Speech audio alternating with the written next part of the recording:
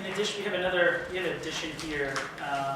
Since Mark Siegel is no longer with us, has moved on, we're going to appoint an interim planner to take Mark's position until the city's able to identify a full-time internal person. We have a response, only one response again from Big Mill Planning, no nomination, to have them appointed as the interim planner. Second.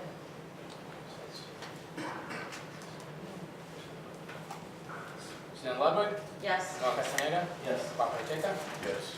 John Picciolino, Bill Vickers, Yes. Delisa Checo, Yes. Jeff Crom. Yes. Next position is appointment of the board engineer. We had two responses. This is DNR Engineering and Hatchmont. Both responded. Review by the city professionals has determined that they would recommend DNR Engineering. So moved. Second.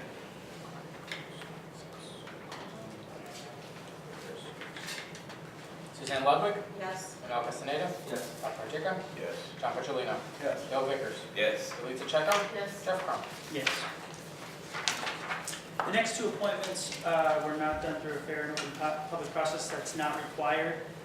These two are paid through escrow payments made by the developer. The first one is appointment of a hydraulic modeling water systems capacity analysis. Hatchmont has played that role for us for the past few years, and we'd like to continue with their services if approved by the board. Second. Suzanne Ludwig, Yes. Noel Castaneda, Yes. Bob Martica, Yes. John Picciolino, Yes. Bill Vickers, Yes. Delisa Checo, Yes. Jeff Crom. Yes. Similarly, a recommendation for the appointment of the traffic systems analysis engineer is also Hatchmont.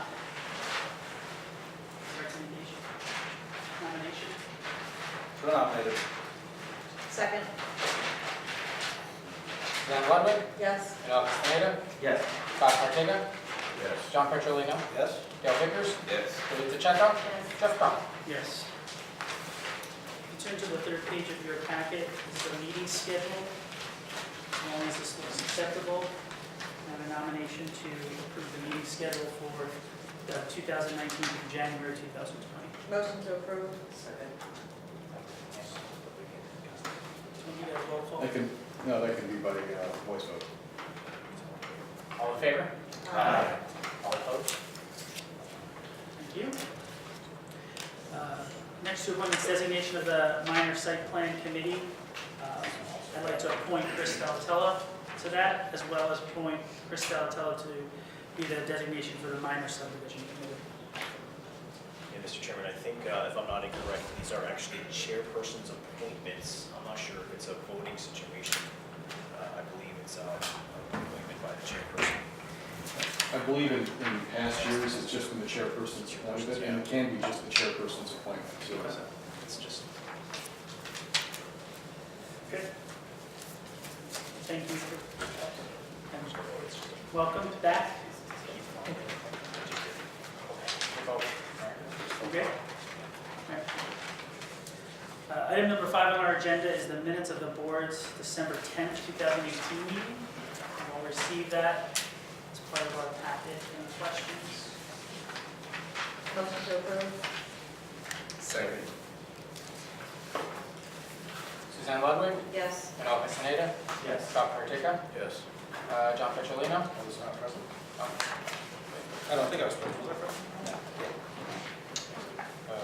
Bill Vickers, Yes. Jeff Crom. Yes. Thank you. Item number 6, communications and reports. We have a resolution for memorialization. This is the Colgate Paper Stock Inc. PP 2018-05 application. This was the amended site plan and variance application for the modifications of an existing site layout and the construction of addition located at 12 Industrial Avenue, Block 597.03, Lot 1, zoning district I2. Motion to approve. Second. the same members in attendance on December the 10th can vote on that approval. All right. Suzanne Ludwig, Yes. Val Castaneda, Yes. Bob Cardiga, Yes. Dale Vickers, Yes. Jeff Crum. Yes. Just a clarification, I'm not sure, I don't have in my notes that Mr. Castaneda was here to adopt that. Just so it's clear, so I don't think he was here that night. You would just vote on that. So he's not voting, So he's there not are two, voting for. Okay, so he's not. All right. Correct. Mr. Chairman, And there are two or votes. prior vote. There are two votes that his vote would not be counted. The minutes as well as the That's resolution. correct. Correct. Yeah. So you amended that? Yeah. Thank you. Okay, thank you. Item number 7, old business. There's nothing on the agenda. I don't think there's old business to go over now. Very good. We'll move on to our new business. We have 4 applications for the night.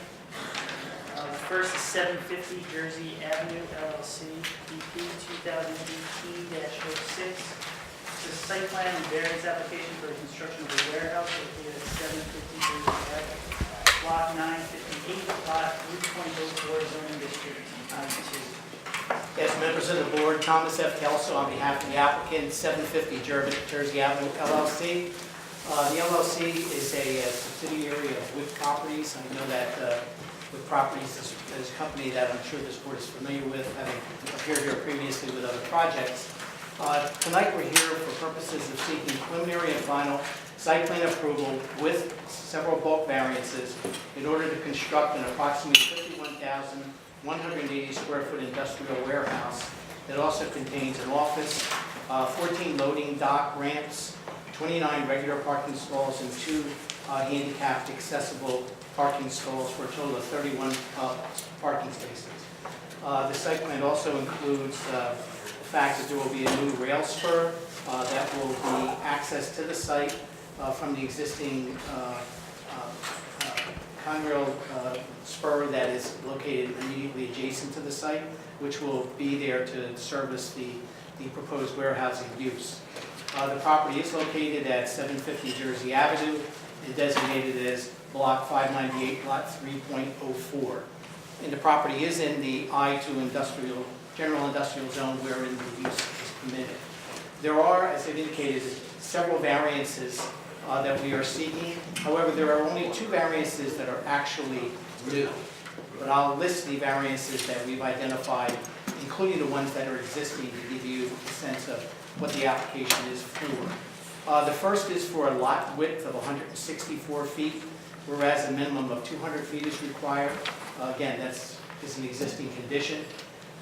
We are seeking a side yard setback variance of 5 feet on one side yard, whereas a minimum of 25 feet is required, and we will provide justification for that. Also, a rear yard setback of 5 feet, whereas a minimum of 50 is required. And again, we'll provide justification for that. It actually backs up on the road. There is also a maximum accessory structure height of 35 feet, whereas a maximum of 15 is permitted. And again, that's an existing condition. It's actually, the facility is actually out there existing and having been previously constructed. And then finally, a minimum accessory structure side yard setback of 18 feet, whereas a minimum of 20 feet is required. Once again, that's an existing condition based upon the existing lots and structures that are there. Overall, I will provide testimony from 4 witnesses for you. First, Mr. Bob Halls, who is the principal of Wick Properties and of the applicant. I will also provide testimony from our site civil engineer, also from our architect who designed the warehouse building, and finally, for justification of the variances that we're presenting to you, we will provide our professional principal planner for testimony. Hopefully we won't take too much of your time because Mr. Clark will get upset with me since he's got 2 applications after me. So unless there's any questions from the board for me, I would call my first witness. Mr. Chairman, if we may inquire if any of the members of the board believe they have a conflict with either the applicant or the applicant's subsidiary. What's the applicant's subsidiary then? Just put that on the record as well. Yeah, the principal is Wick Properties, located in Woodbridge. The subsidiary is 750 Jersey Avenue LLC. It's the entity they formed in order to do this project. Appears there are no conflicts with board members. Thank you. If there are no other questions at this time, I would call Mr. Robert Paulus for testimony. Swear again. Do you swear or affirm to tell the whole truth and nothing but the truth? Yes, I do. Proceed. Good evening. Yeah, Mr. Paulus, you are the principal of the applicant, and you're familiar with the application, correct? Yes, that's And correct. Principal of Wick Properties as well. That's correct. If you could just give us a general overview of the project. I know you have a vision for this particular site and the adjacent properties, I know which you control. And if you could just lay that out for the board as a general. Yes, I will do that. Can we mark this in as A1? A1?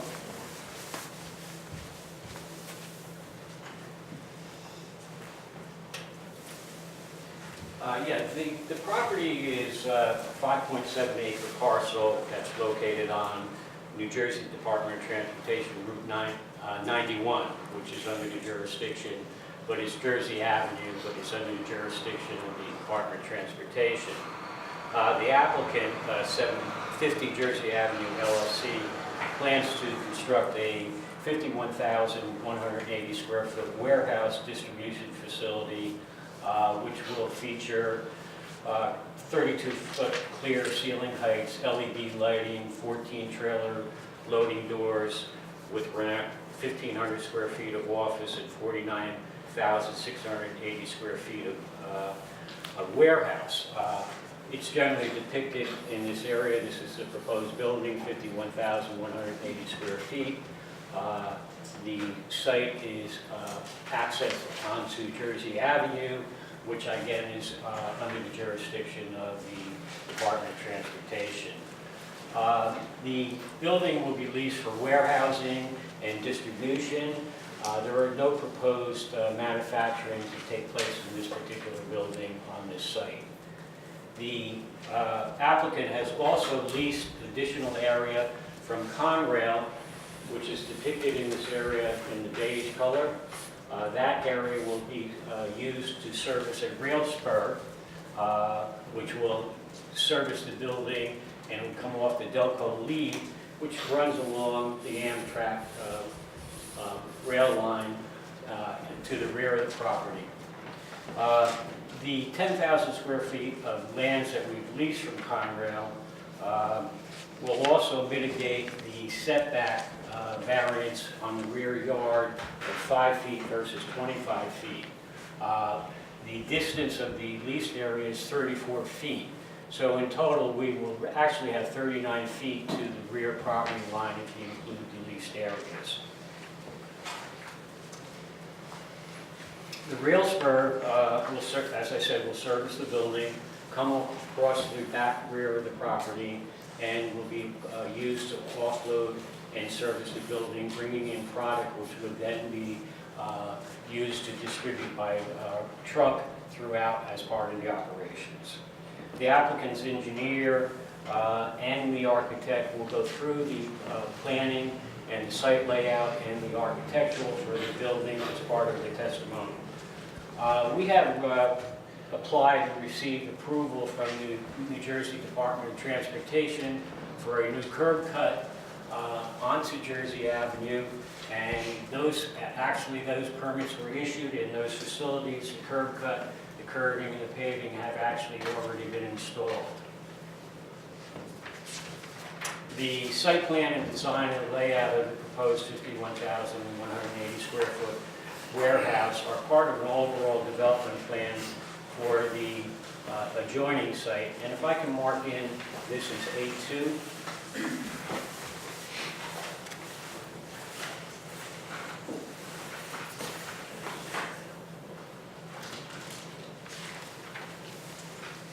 The overall site, when it was purchased, was 30 acres, and we have since subdivided into 3 lots. The proposed application tonight is 5.783 acres. The existing lot in the center, which is the development for the Occidental chemical calcium chloride distribution plant is 22.3 acres, and there's another lot right here, which we are proposing another building in the future for a new application, and that is on 2.36 acres. The subdivision now has created 3 lots, but the mother lot was originally 30 acres. We have completed the Occidental chemical calcium chloride distribution, and that consists of 100,000 square feet of warehouse production area on 22 acres, as I said, with rail service. The proposed 51,000 square foot warehouse building was factored into the infrastructure that has already been built both at 750 Jersey Avenue, 760 Jersey Avenue. So the improvements across Jersey Avenue are all completed and have been approved by the New Jersey Department of Transportation. The actual development of this site for the 51,000 square foot building takes into account our overall plan for the track and the development of all the properties along Jersey Avenue, including the,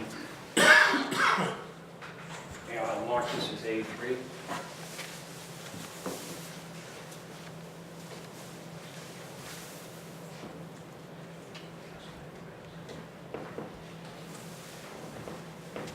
So you can see that the application for tonight is at this parcel right here. The calcium chloride distribution plant is already built out. We have a proposed lot for the lot 3 that will be developed into a 30,000 square foot warehouse industrial building. And we also have presently, which we have approvals for, another 72,000. Excuse me, sir, would it be possible to Yeah. angle it a little bit better? If you could just bring it up to maybe the first. Yes. Okay. Put it, yeah, the actual number right here.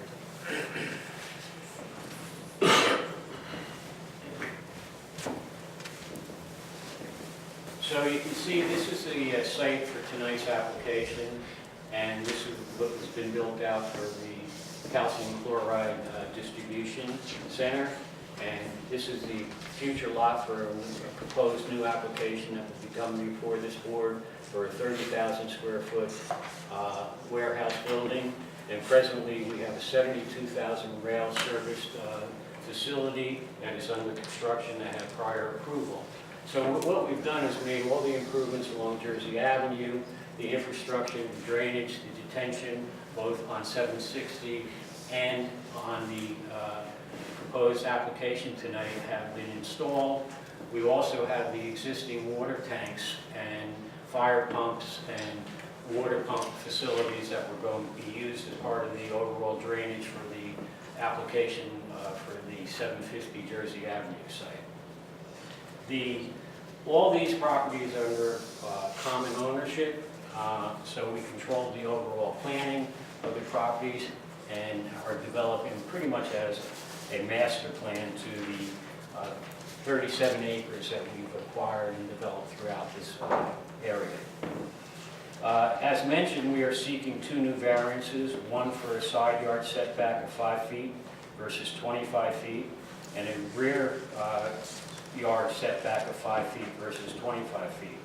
The overall site layout and placement of the buildings and driveways and loading and parking paved areas was designed and takes into account the required engineering controls and capping as part of the completion and remediation of the entire 30-acre site. The placement of the buildings on the easterly rear yard and the side yard help and create the capping that's required of historic fill. So that what we've done is we've placed the building back along close to the rear property line and close to the side property line, which has the area of historic fill. Thus, we will be capping it with the building and the parking areas, and that's part of the final remediation that's required for the property, the overall site, which was 30 acres. Once we complete this capping, we will have a no further action or letter issued by the DEP, and that will complete the entire remediation of the property, which has been ongoing and is being required by the DEP's plan. And so the placement of the building was important, and they created these setbacks.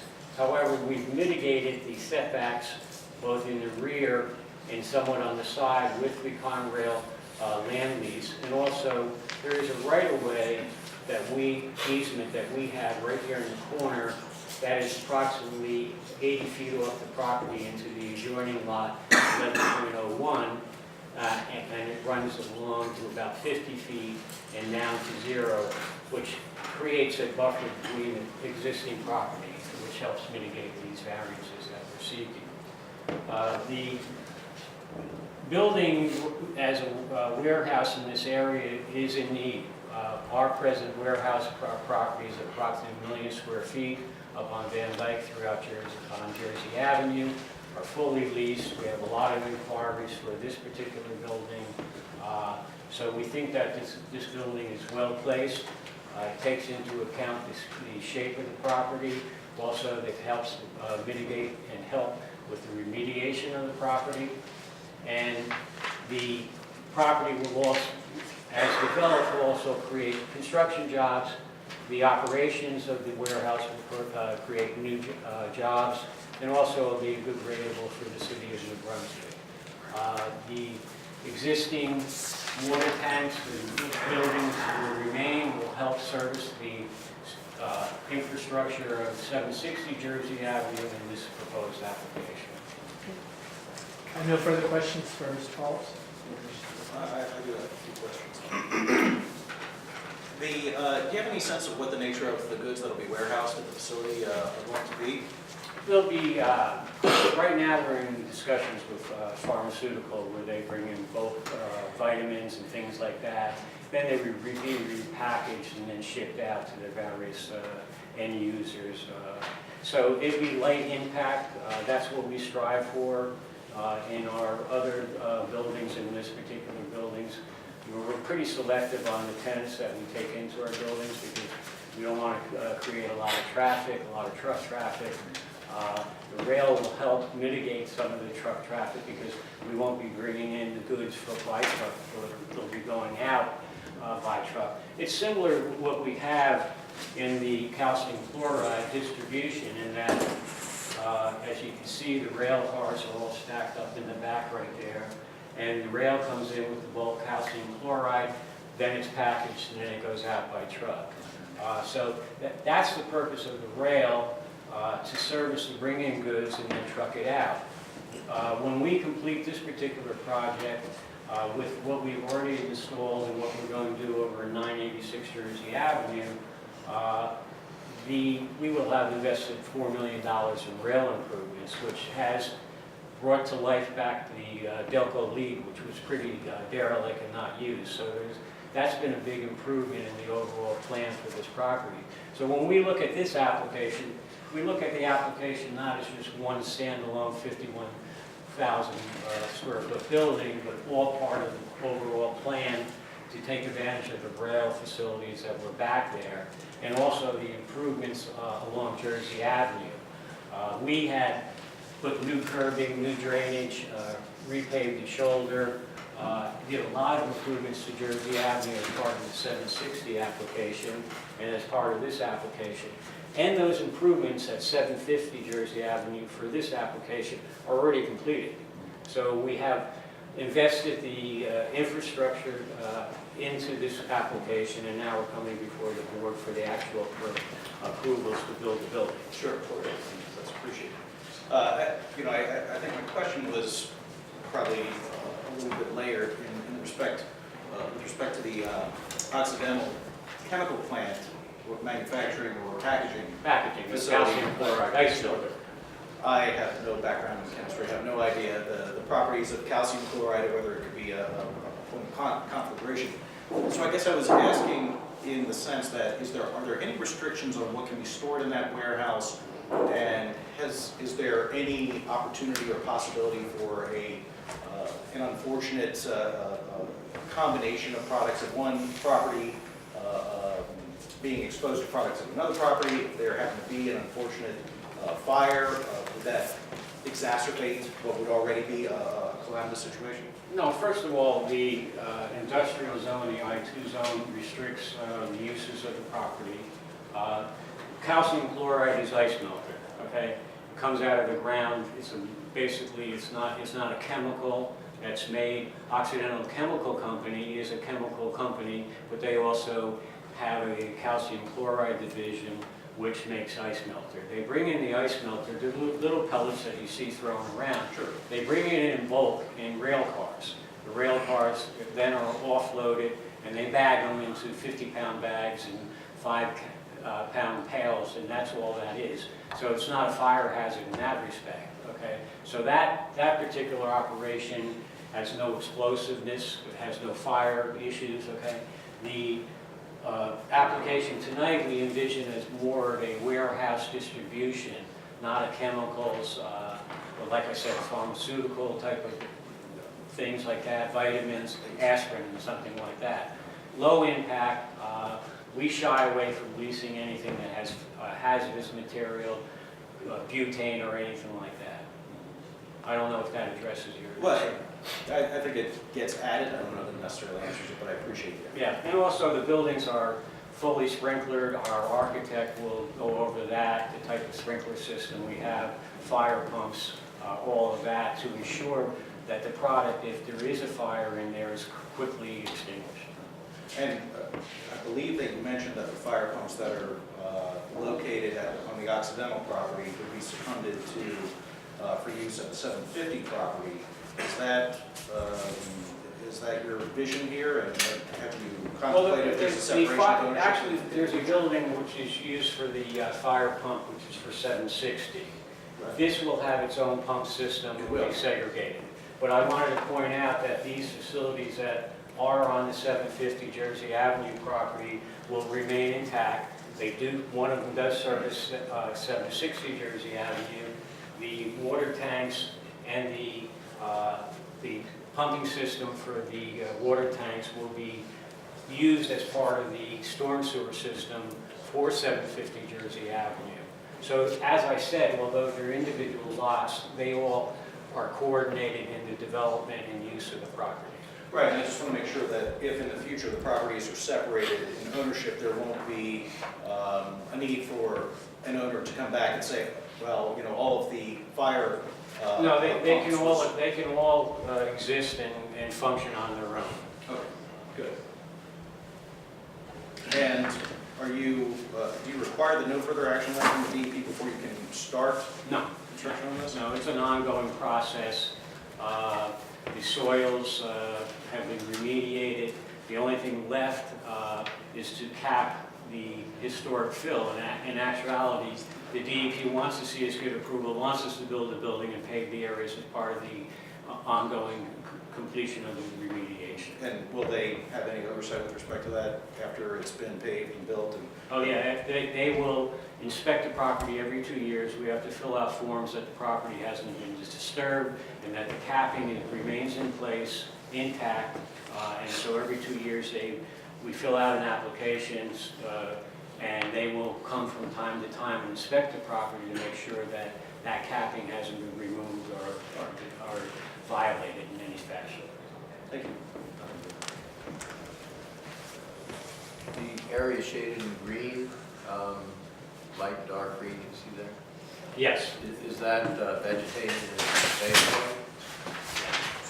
that what that indicates?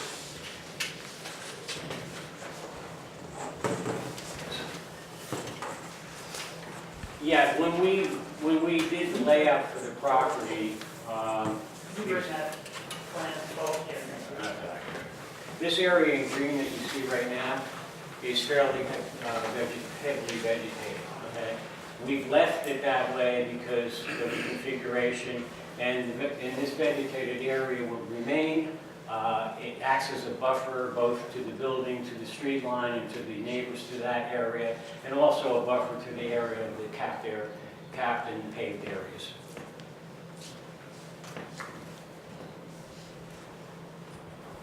There are no other questions? Thanks, Bob. This time I would call Mr. Les Walker for this one. Please state your name and spell it. Spell your last name. Leslie Walker, W-A-L-K-E-R. L-E-S-L-I-E. Do you swear to tell the whole truth and nothing but the truth? I do. That you're a licensed professional engineer of the state of New Jersey, is that correct? Yeah, that's correct. In that capacity, you're familiar with the civil engineering components of the overall site plan and also the request for the variances that are associated with it? Yes, sir. Could you give the board the benefit of your professional qualifications and experience? Sure. Mr. Chairman, if I may. Well, Mr. Walker's appeared before this board and also the zoning board on a number of occasions. Mr. Walker, since the last time you appeared before this board or the zoning board, your credentials in any way changed? No, just additional out-of-state licenses. And he's being proffered as an expert in the field of engineering. Yes. Mr. Chairman, if the board wishes to accept his testimony as an expert in the field of engineering. Yes, thank you. Thank you. Mr. Walker, then, rather than me ask you specific questions, could you give us the site planning overview from a civil engineering perspective? Sure. The site is on Jersey Avenue to the north, rails to the south. To the west is the rest of the applicant's controlled properties. And then on the eastern side, Mile Run Brook is in here, and then we have a vegetated woodland buffer to Mile Run. Additional industrial properties further to the east. As the applicant mentioned, this 5.783 acre site was part of a subdivision that was approved back in 2015. The layout actually worked quite nice for the size building that they wanted to be able to utilize the part of the property that had already been disturbed and kind of hold all the green areas, almost as is. I believe there are 12 trees kind of sporadic in this area that that'll have to be removed, and we'll be replacing all of those. Loading is there's 14 loading spaces on the western side of the building to the warehouse, and a ramp down at the bottom of the loading and adjacent to the rail. The rail cars will be box cars that will be unloaded via a forklift, so that the forklift will come outside, unload box trucks, and then take the product back inside to be repackaged. The office part of the building, 1,500 square foot small office, will be in the corner, the northwest corner, and the parking stalls, 31 parking stalls with 2 handicap spaces are located right in that area. For utilities, as Mr. Paulus explained, all the site utilities are already on site. The sanitary sewer, the gas, the water, the electric and cable, everything is an on-site connection. So there's no need for new services coming in from Jersey Avenue. Stormwater management has been designed to meet the New Jersey stormwater rules for runoff rate and water quality. We do qualify for a waiver for groundwater recharge because we're planning area 1 previously disturbed, and it's actually that waiver was granted for the neighboring lot because of the concern of historical contamination, and you really don't want to force water into the ground and carry something that may or may not be under there into the groundwater. So that's part of the DEP action.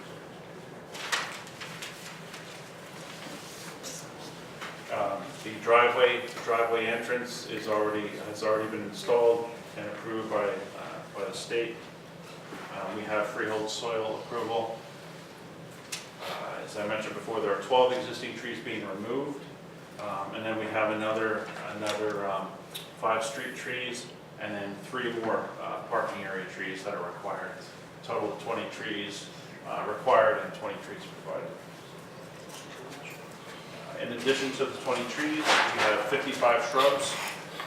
There's a monument sign out here in the front, so some tasteful shrubs around the base. This is the same exact monument sign that the applicant used for 986 Jersey Avenue.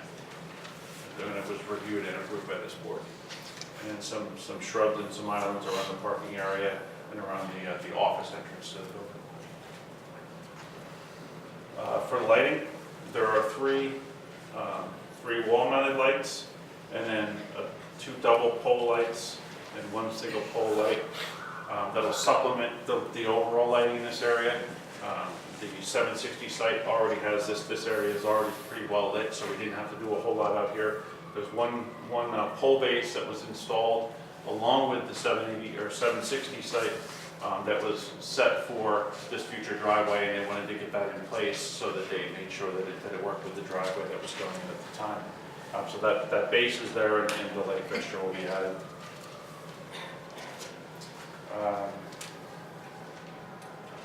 We have a couple of waivers on foundation plantings. We can't provide any foundation plantings along the loading, and then we have it's kind of just kind of a no man's land out behind the building. So foundation plantings don't seem appropriate back in there. And I believe that the board planner recommended that we kind of go with the landscaping plan as designed and request a waiver from that. There's also a requirement for a 5-foot setback between the parking or loading and the property line. And being that these are neighboring industrial properties all controlled by the same owner, we're not providing that. So it's paved from one side to the other. I believe they're taught, if I'm correct, there's also a requirement for screening around the loading area. Yes. But you're also recommending that be waived because it's 2 commercial loading spaces back to back on adjacent buildings.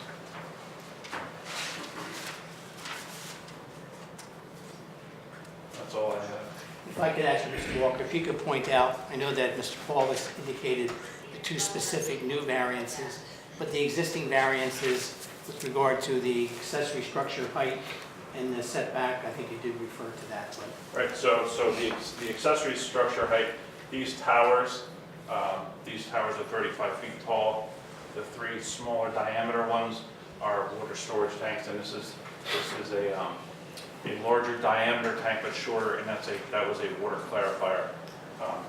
This system was initially put in place to treat the roof from 760 Jersey Avenue, which 2/3 of that building has been demolished, and the roof on the remaining building has been completely replaced.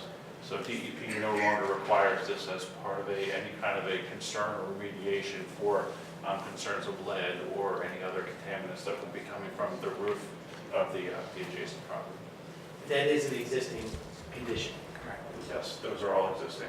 And then, this steel building here is the pump building, which was also used for whatever the technician would find that they needed to treat for. They had a way to add different coagulants, and the water would run from the tanks through some piping and tanks inside here, be mixed, and then go into the clarifier tank to be settled. And just to make sure that we did cover that the accessory structure side yard setback of 18 versus 20 feet, where exactly is that? Sorry, say that one again? The accessory structure side yard setback of 18 feet versus 20. Again, it's an existing condition. My recollection is that is for this existing steel building. Okay. And it's a 2-foot differential, correct? Yes, that's right. If those structures they're no longer needed because of the remediation that's been complete on the roof? They're no longer required to be in use for their originally intended function, but they're going to serve as storage for stormwater. First one. Yes, that's right. I had no further questions. On both sides, sorry. That's right. Just want to make sure I was done. They'll be used for both sites, stormwater on both sides? No. They just serve 750. They serve 750. 750, yeah, the roof area from 750 only. Okay.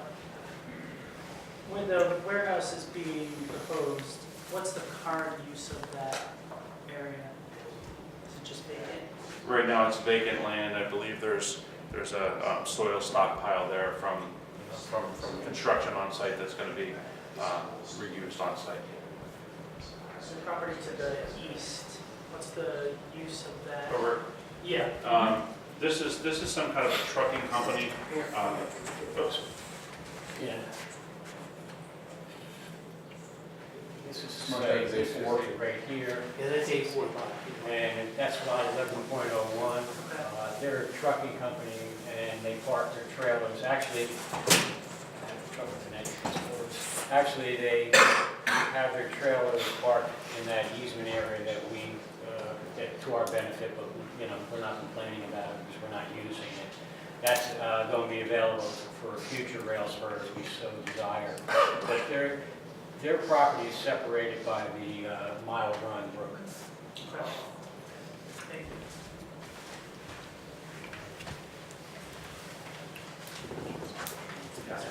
If there are no further questions from Mr. Walker, I will call Mr. James DiBarbieri.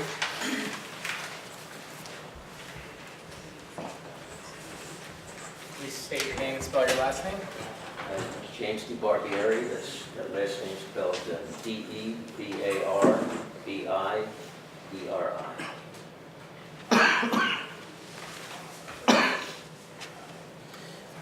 Do you swear or affirm to tell the whole truth and nothing but the truth? I do. Please proceed. Mr. DiBarbieri, you are a licensed professional architect in the state of New Jersey, is that correct? Yes, I am. And in that capacity, you're responsible, or you're familiar with, the architectural components of the warehouse that's being proposed? Yes. If you could please give the board the benefit of your qualifications and experience. Okay, I'm the principal and owner of my firm in Barbary Architects in Rutherford, New Jersey. Mr. Chairman, if I may interrupt, Mr. DiBarbieri, you've been before this board in the past, have you not? Yes, several times. And you were accepted as an expert by this board. Yes. Have your credentials changed in any way? No, they haven't. Past appearance before the board? No, I got another license in Massachusetts. That's all. Mr. Chairman, if the board wishes to accept you as an expert in the field of architecture. Thank you. If you could then, DiBarbieri, you go through the architectural components of the application for the board's verification. Can we mark that A5? Okay. I know this will be difficult for you to see, but this is the plan we prepared for this application. It's the same as in your packet, but we've added color to it. At the bottom of the plan is the floor plan we prepared. Just to orient you, running up and down on the left side would be Jersey Avenue. Running up and down on the right side of this building would be Amtrak Railroad. The building is 51,180 square feet. Dimension is, again, it's hard to see, but we've located the small office area, 1,500 square feet, at the front portion of this building facing Jersey Avenue. So it's what you'll come and see first as you're coming toward the building. The balance of the warehouse, which is the majority of the floor space, is 49,680 square feet. Going to the elevations, the elevation that you'll see as you're coming up the driveway from Jersey Avenue is this one at the left side of the board. You can see that we've added windows and an entrance on this side for the office area. We've also added some clear-story windows to bring light into the warehouse. We've also added an upgraded finish that Mr. Paulus mentioned for the precast panels that are on this building. It's a scoring pattern of 4 feet by 4 feet at the top, and below it's 16 inches by 16 inches. It's also in a tinted light tan color with an aggregate that shows. I don't know if you're familiar with the Wick industrial buildings that Paulus has developed before, and I had designed those. It's a different panel than those. Those are more concrete and a striated panel. This is a design that Wick properties. It's also used in their current commercial park that's under construction in Edison, New Jersey. And this is an upgraded finish, looks very nice and will be an improvement.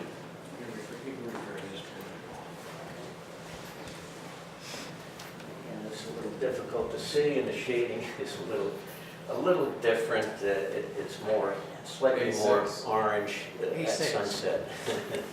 A6? I got it. Yeah.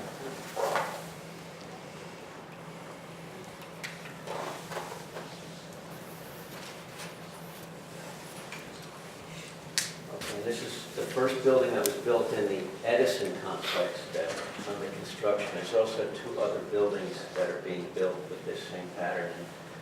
I think it'd be great if I could just pass it around just to see the scoring pattern I mentioned in the color. I think this side is the best one to see.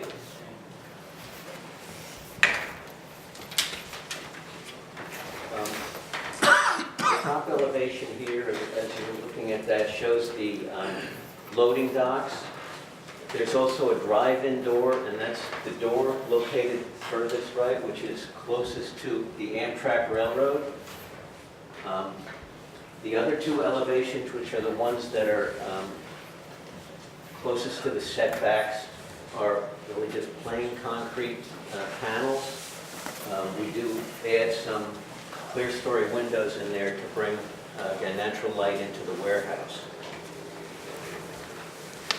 The building height is designed as 32 feet clear to the underside of the steel. With the steel depth and pitch of the roof, the height of the building is a little over 36 feet high. This building is constructed of precast concrete panels and a steel frame. It's totally non-combustible.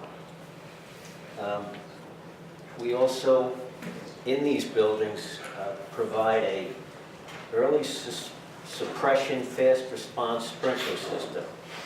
I always forget what that's. Everybody says ESFR sprinkler system, okay?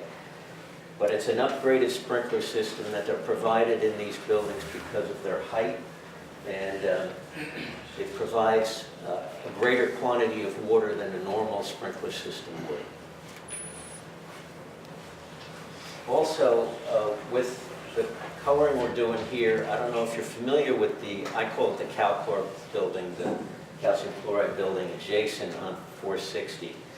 We've used the same colors that we intend to use here, which is a Sierra tan with the gravel stop trims tied in, and we're going to do that same thing to try to give some continuity to this complex of buildings.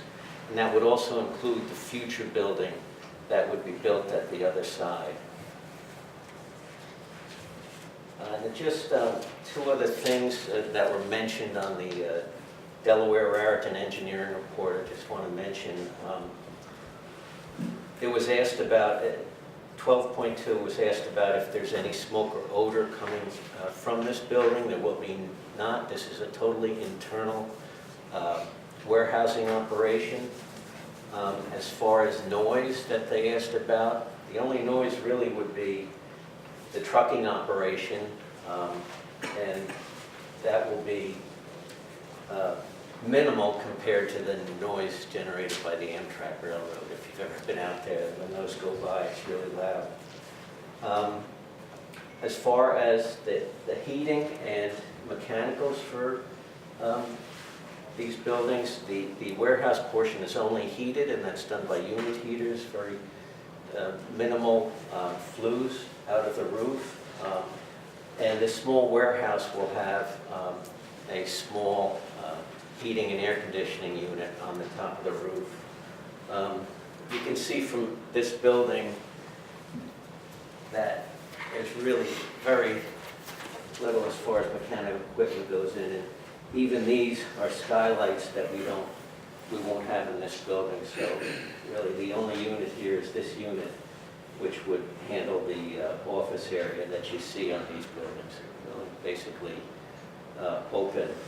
And this is 80,000 square foot building compared to this one, which is only 51,000 square feet. That's, I have no further questions for Mr. Bonier. There are no questions. I'll call final witness, Ms. Allison Coffin.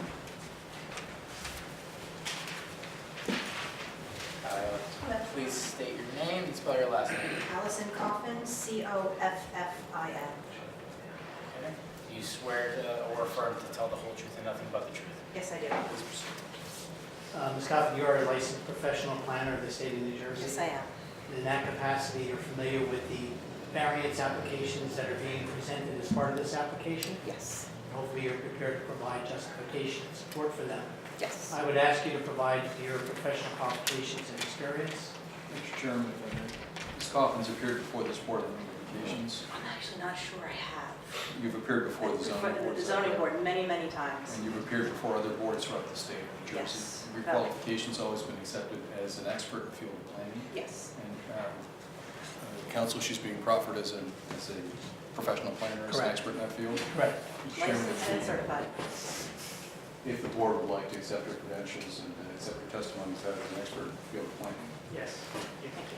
Thank you. If you could then, Ms. Coffin, I did identify the variances in my opening, and I know the other witnesses have identified specifically the two new variances along with the existing condition variances.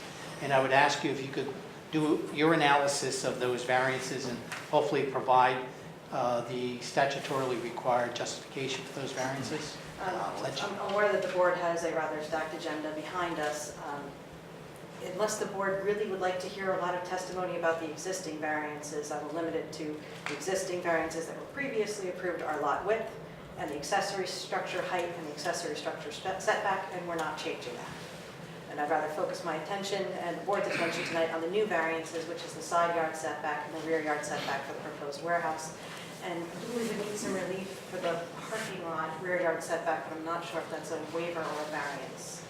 I'm sure your planner can correct me if I'm wrong, including that as a variance.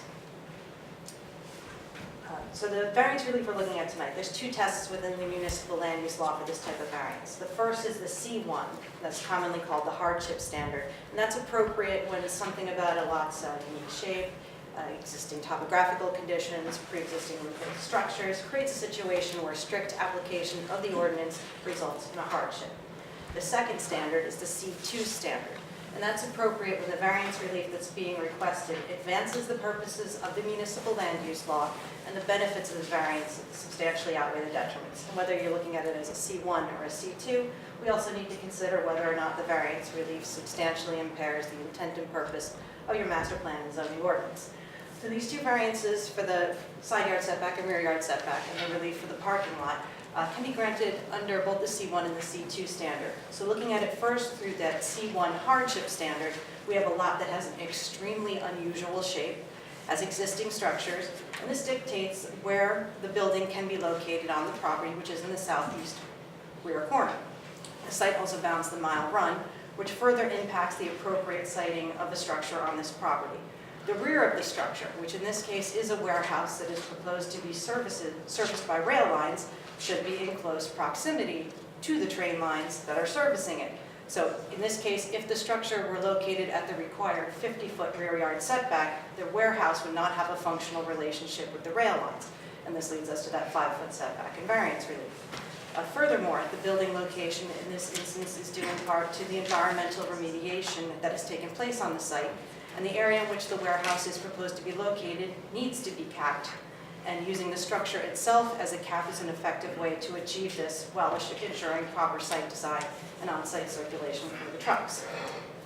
Then switching to the C2 standard, the proposed variances advance the purposes of the municipal land use law with regard to Purpose A, which is promoting the public health, safety, morals, and general welfare.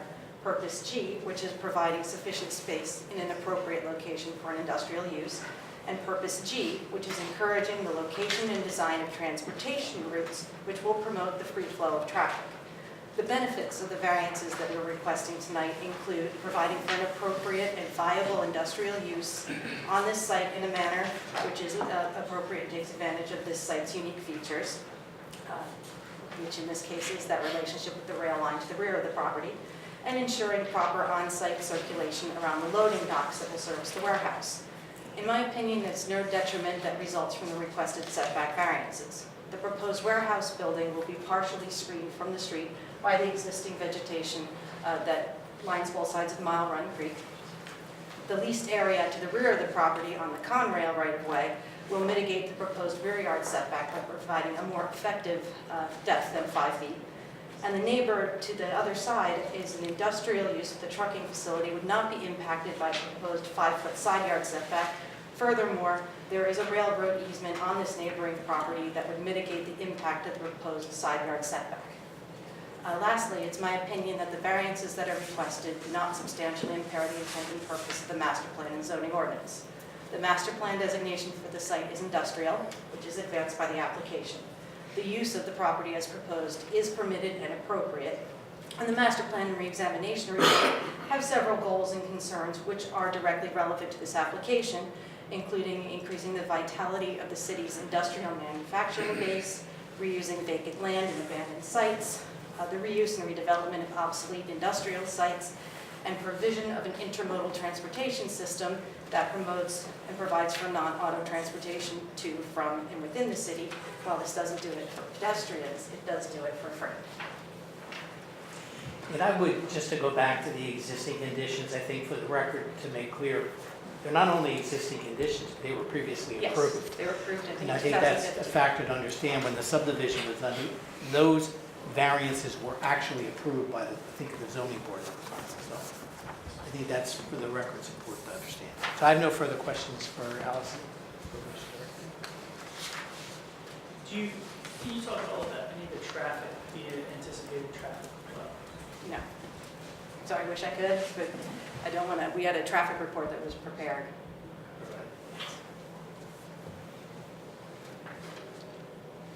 Do you want to speak to that, Bob? I don't know. I didn't quite hear the question. I'm sorry, the traffic, anticipated traffic flow on a daily basis. We had prepared a traffic impact study for 760 Jersey Avenue. It was more in-depth than normally supplied before the planning board or zoning board because of the requirements of New Jersey transportation and the improvements. So we did a traffic analysis all the way from Brookside Delicatessen all the way up to Hell's Lane. That was done in 2014. When we did the application for 986 Jersey Avenue, the DOT required us to update that traffic analysis. That traffic analysis indicated that there was no lessening of the impact of the traffic with that development. And that also included the review of the 750 application, which is before this board.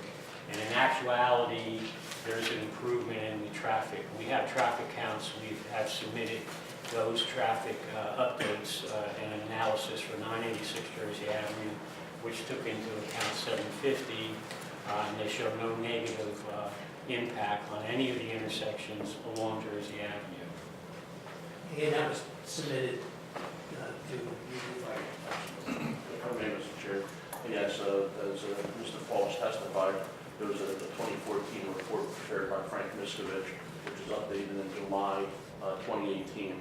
Basically, what that report did was characterize anticipated traffic from this facility and then compared anticipated traffic with existing traffic on Jersey Avenue, which is significant. So in context of Jersey Avenue traffic, Mr. Miskovich concluded that this should not have any significant or even appreciable effect. Thank you. Just so I understand, you're saying that the traffic impact study that was done previously contemplated this development on this parcel? The larger development, but then it was refined in July 25, 2018 for this specific proposal. And that's how we got our approval for the additional curb cut for this property, because we only had two previously for 760. So that was all taken into account. Again, I have no further questions from Ms. Coffin. Any others?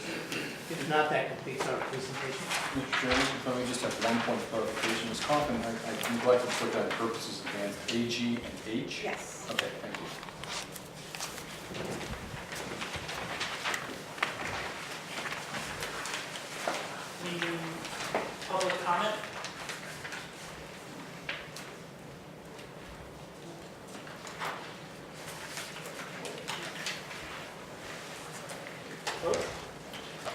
Mr. Chairman, the board acted favorably. I do have a number of conditions that are often provided by Mr. Patterson that are sort of standard conditions upon approval by the planning board. So they would be compliance with the terms of the DNR engineering report dated December 12, 2018, submission of all necessary easements and cross-access agreements for review and approval by the city engineer or board attorney prior to filing of same, payment of a site performance bond in an amount reviewed and approved by the city engineer, submission of a site inspection escrow deposit for engineering inspection fees in an amount calculated by the city engineer, payment of all water and sewer connection fees, issuance of a road opening permit from the city engineer if required, compliance with the terms of the Big L Consulting Group report dated December 10, 2018,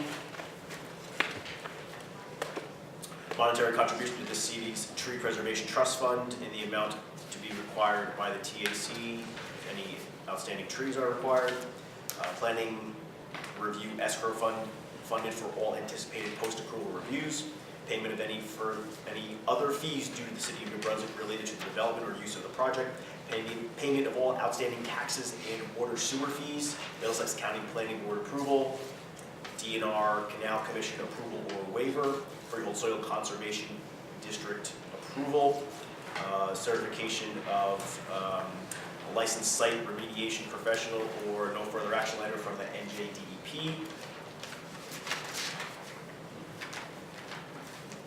All utilities and other site improvements to be maintained by the applicant at their sole expense. All on-site utilities to be constructed underground. All temporary encroachments into the public right-of-way shall require city council approval. All construction staging shall be done on-site unless an encroachment allowing into the public right-of-way is approved by the city council. Streets shall be kept clean of sediment and debris. The applicant shall cause the streets to be cleaned if directed to do so by the Director of Public Works. Tracking pads shall be installed at all construction exits. Replacement of damaged streets, curbs, and sidewalks as per the direction of the city engineer. And the variances included are existing variances for accessory height and setback, an existing variance for lot width, new variances for side yard, rear yard, driveway location, and landscape plantings. Motion to approve inclusive of stated conditions.